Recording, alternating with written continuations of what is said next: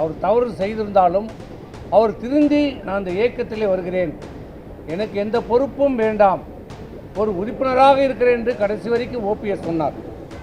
அவர் திராவிட முன்னேற்ற கழகத்தில் சேருவதற்கு முன்னால் கூட சொன்னார், என்னை அனைத்து இந்திய அண்ணா திராவிட முன்னேற்ற கழகத்திலே ஒரு உறுப்பினராக என்னை இணைத்துக் கொள்ளுங்கள் என்று சொன்னார்.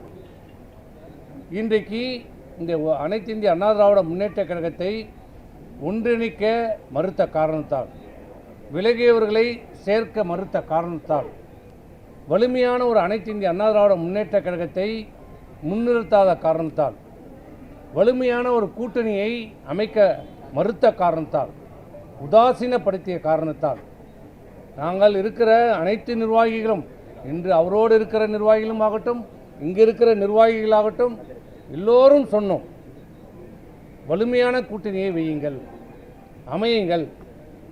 இன்றைக்கு நமக்கு தேவை தமிழக வெற்றி கூட்டணியோடு கூட்டணி வையுங்கள் என்று அத்தனை பேரும் சொன்னோம். தமிழக வெற்றி கழகத்தின் சார்பாகவும் கூட்டணி வைப்பதற்கு நம்மோடு பேச்சு நடத்தினார்கள். இன்று அவர் இல்லை என்று மறுக்கலாம், ஆனால் உண்மை அதுதான், நிதர்சனமான உண்மை அதுதான். ஆனால் அவர்களை கூட்டணி பேச வந்தவர்களை உதாசீனப்படுத்தினார். கூட்டணி எப்படியெல்லாம் அமையக்கூடாது என்பதற்காக எப்படியெல்லாம் பேச வேண்டுமோ அதையெல்லாம் பேசி அவர்களை வெளியேற்றுவதிலே குறியாக இருந்தார். தமிழக வெற்றி கழகத்தை மட்டுமல்ல, தேசிய முற்போக்கு திராவிட கழகத்தையும் சேர்ப்பதற்கு அவருக்கு மனமில்லை. அதை 0.5% கட்சி என்று சொன்னார். இப்படி சொன்னால் எந்த கட்சி ஏற்றுக்கொள்ளும், தாங்கிக் கொள்வார்கள்? அவர்களையும் வலுக்கட்டாயமாக இந்த கூட்டணியிலிருந்து வெளியேற்றப்பட்டார்கள். இப்படி யாரையுமே அரவணைக்காமல் டாக்டர் கிருஷ்ணசாமி இப்படி யாரையுமே அரவணைக்காமல் நான் மட்டும் இருந்தால் போதும், எனக்கு மட்டும்தான் வாக்களிப்பார்கள் என்ற மனநிலையிலே யாரையுமே அரவணைக்காமல் இயக்கத்திலே விட்டு சென்ற, இந்த இயக்கத்திற்காக ஒரு காலத்தில் பாடுபட்டவர்கள் ஏதோ ஒரு காரணத்துக்காக அவர் தவறு செய்திருந்தாலும் அவர் திருந்தி நான் இந்த இயக்கத்திலே வருகிறேன், எனக்கு எந்த பொறுப்பும் வேண்டாம், ஒரு உறுப்பினராக இருக்கிறேன் என்று கடைசி வரைக்கும் ஓபிஎஸ் சொன்னார். அவர் திராவிட முன்னேற்ற கழகத்தில் சேருவதற்கு முன்னால் கூட சொன்னார், என்னை அனைத்து இந்திய அண்ணா திராவிட முன்னேற்ற கழகத்திலே ஒரு உறுப்பினராக என்னை இணைத்துக் கொள்ளுங்கள் என்று சொன்னார்.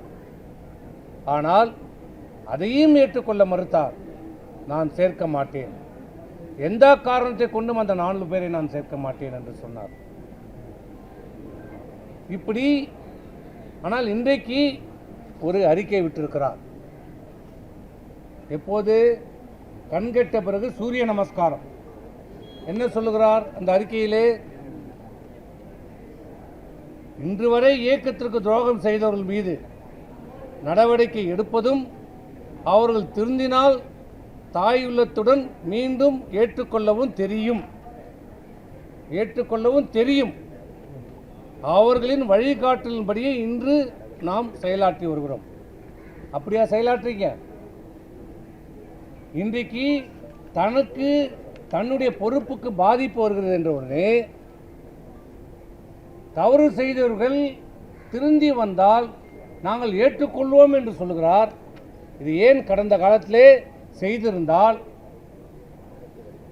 இருந்தவர்களை இணைத்திருந்தால், ஒருங்கிணைத்திருந்தால் இந்த நிலைமை ஏன் அனைத்து இந்திய அண்ணா திராவிட முன்னேற்ற கழகத்துக்கு இன்று ஏற்பட்டிருக்கும்? இன்றைக்கு எடப்பாடி பழனிசாமி தமிழ்நாட்டினுடைய முதலமைச்சராக வந்திருப்பார். இல்லை என்றாலும் அவருடைய கண்ணசைவிலே ஆட்சி அமைந்திருக்கும்.